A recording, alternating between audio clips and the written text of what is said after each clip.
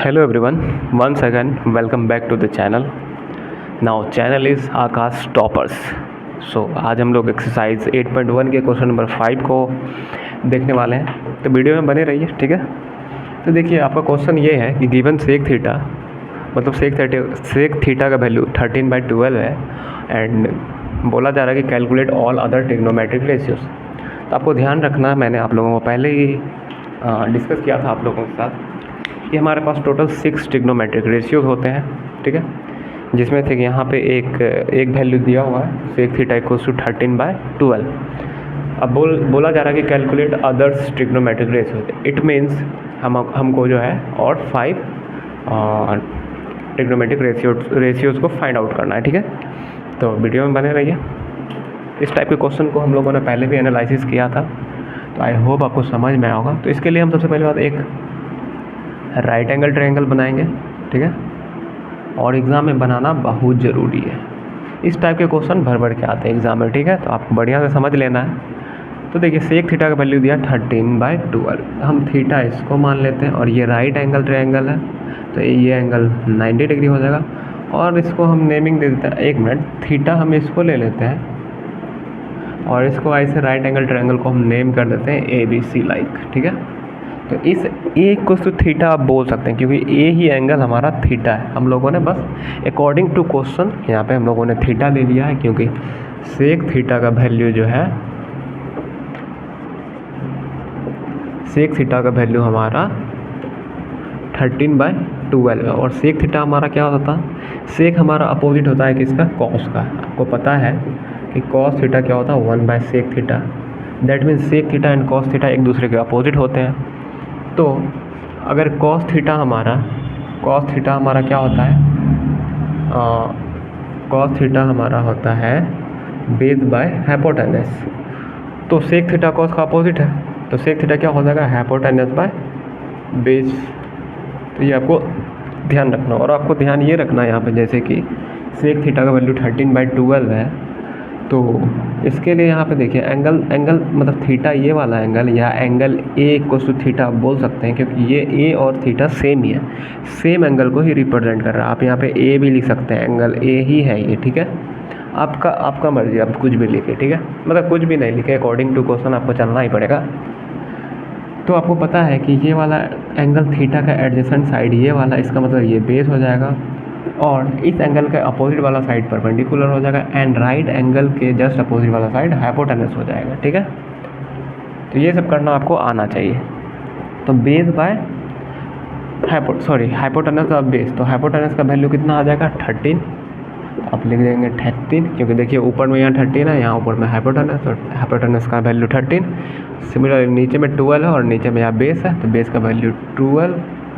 Now अब हमें find out क्या करना है, others trigonometric ratios find out करना है. मतलब सेक थीटा तो हमें पता है, सेक थीटा का वैल्यू कितना है, 13/12.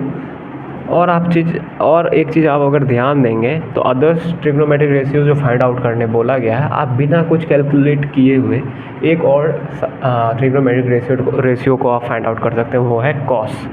क्योंकि आपको पता है कॉस थीटा क्या होता है, अपोजिट ऑफ सेक थीटा, और सेक थीटा का वैल्यू आपको ऑलरेडी गिवन है 13/12. तो 13/12 को अगर आप अपोजिट करेंगे, मतलब 1/13/12 करेंगे, तो ये आ जाएगा 12/13. मतलब 13/12 का अपोजिट 12/13. तो बिना कैलकुलेशन का आपका निकल गया एक अदर ट्रिग्नोमेट्रिक रेशियो. अब बचा टोटल 4. तो उसके लिए हमें और एक साइड निकालना पड़ेगा. उसके लिए हम पाइथागोरस थ्योरम का यूज करेंगे. आप लिख लेंगे अपने कॉपी में यूजिंग पाइथागोरस थ्योरम. तो क्या हो जाएगा, हाइपोटेनस का स्क्वायर इक्वल्स टू परपेंडिकुलर का स्क्वायर प्लस बेस का स्क्वायर. तो यहाँ से हमें अब परपेंडिकुलर निकालना है. तो परपेंडिकुलर को आप एक इस साइड रख लीजिए, परपेंडिकुलर का स्क्वायर को, और तो क्या होगा, हाइपोटेनस के स्क्वायर में ये बेस का स्क्वायर आके माइनस हो जाएगा. तो हाइपोटेनस का स्क्वायर में आप बेस के स्क्वायर को माइनस कर देगा. अब एक चीज़ यहाँ पे बहुत सारे बच्चे को कन्फ्यूज़न आता है इस टाइप के कैलकुलेशन में. यहाँ पे जो मैंने किया है ये वाला कैलकुलेशन, यहाँ पे बहुत सारे बच्चे को प्रॉब्लम आते हैं. और मैं बता दूं, जब मैं खुद 10th में था तो इस टाइप के कैलकुलेशन में मैं खुद कंफ्यूज होता था. इसके लिए मैं आपको और एक चीज़ यहाँ पे आपके कन्वीनियंस के लिए बता दे रहा हूँ कि देखिए जैसे कि हमारे यहाँ पे H square equals to perpendicular का स्क्वायर प्लस बेस का स्क्वायर है। मैंने आपको बोला कि हमें परपेंडिकुलर का स्क्वायर चाहिए, मतलब क्योंकि हमें परपेंडिकुलर निकालना है। तो परपेंडिकुलर का स्क्वायर को हम जब यहाँ पे रख लेंगे तो हाइपोटेनस का स्क्वायर में आके बेस का स्क्वायर सब्ट्रैक्ट कर लेंगे। अब आप सोच रहे होंगे परपेंडिकुलर का स्क्वायर तो यहाँ राइट साइड था, ये लेफ़्ट साइड कैसे आ गया? तो इसके लिए ये देखिए आप, जैसे कि यहाँ पे था H square equals to perpendicular square plus base का स्क्वायर। तो यहाँ पे देखिए आप क्या कीजिए ना, हमें परपेंडिकुलर का स्क्वायर चाहिए तो परपेंडिकुलर का स्क्वायर को आप इधर ही रहने दीजिए, ठीक है। तो क्या हो जाएगा, ये बेस का स्क्वायर इधर आके सब्ट्रैक्ट हो जाएगा। तो हाइपोटेनस का स्क्वायर में बेस का स्क्वायर सब्ट्रैक्ट कर दिए। अब देखिए यहाँ पे तो परपेंडिकुलर का स्क्वायर कितना आया, हाइपोटेनस का स्क्वायर माइनस बेस का स्क्वायर। यहाँ भी मैंने क्या लिखा था, परपेंडिकुलर का स्क्वायर इक्वल्स टू हाइपोटेनस का स्क्वायर माइनस बेस का स्क्वायर। ये वाला वैल्यू और ये वाला वैल्यू दोनों तो सेम ही वैल्यू है, बस अंतर ये है कि हाइपोटेनस का स्क्वायर माइनस बेस का स्क्वायर को मैंने यहाँ पे राइट साइड लिखा और यहाँ पे लेफ़्ट साइड, बाकी इक्वल टू परपेंडिकुलर का ही स्क्वायर है। तो इससे फ़र्क नहीं पड़ता है कि आपका टर्म लेफ़्ट साइड है कि राइट साइड है, ये आप कैसे रिप्रेजेंट कर रहे हैं या टोटली आप पे डिपेंड करता है।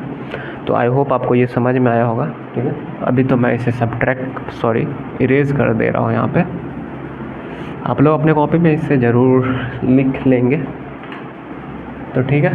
तो यहाँ से अब हमारा परपेंडिकुलर का स्क्वायर क्या आएगा, यहाँ से हम परपेंडिकुलर निकालेंगे और परपेंडिकुलर जब निकालेंगे हम तो क्या होगा,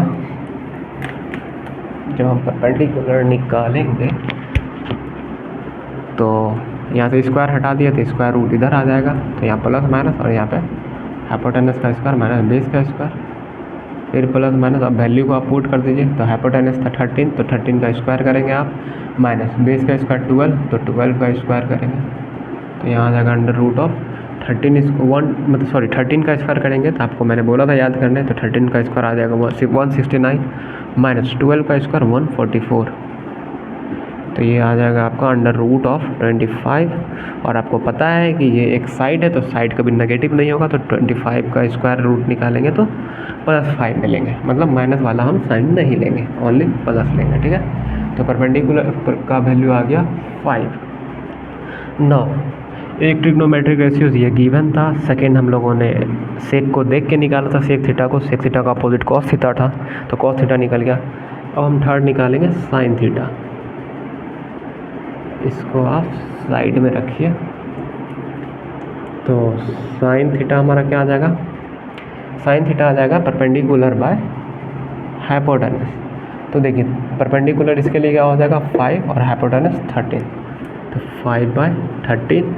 और मैंने बताया था कि साइन थीटा और कोसेक थीटा एक दूसरे के अपोजिट होते हैं। तो कोसेक थीटा क्या हो जाएगा, इसका अपोजिट, मतलब 5/13 का अपोजिट 13/5, तो 13/5 हमारा कोसेक थीटा हो जाएगा, ठीक है। सिमिलरली अब टेन थीटा हम निकालेंगे।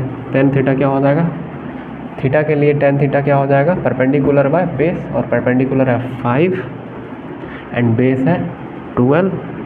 सिमिलरली कॉट थीटा क्या हो जाएगा, टेन थीटा का अपोजिट, और टेन थीटा है 5/12, तो इसका अपोजिट 12/5। तो आपके सारे ट्रिग्नोमेट्रिक रेशियोज निकल गए हैं, ठीक है।